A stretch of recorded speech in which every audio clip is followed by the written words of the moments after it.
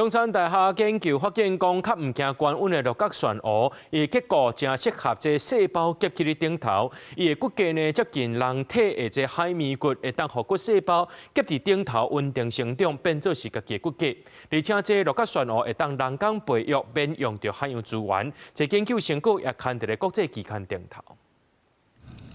海波数统计，台湾因为地形加附近的洋流，旋蛾的种类就占世界的1/3。六角旋蛾就是其中一种。中山大学研究团队发现，六角旋蛾会当将这高阶的骨材，因为伊骨头的结构甲人的海绵骨正活，结果让互骨头细胞稳定大负而且成长。骨折的患者若放这种六角旋蛾骨材，作用了会生做家己的骨头。利用人工养殖的方法去把它放大的，而且这个放大过程里面，不管是在有光或是没有光的环境下，都可以长得很好。进一步的把它商业化的时候，那它的来源就没有比较生态上面的冲击跟议题。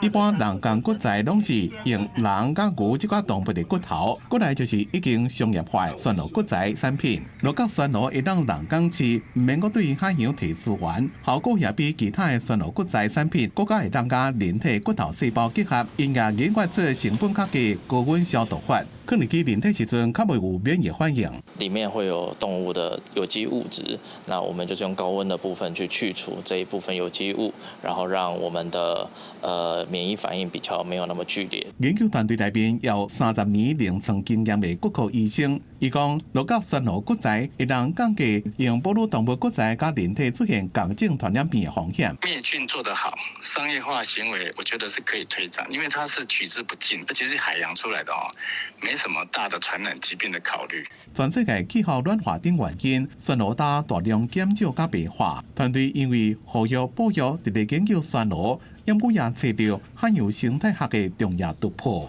和台湾向开发性能更加优异的国产高阶骨材，搁再下出一步。记者综合报道。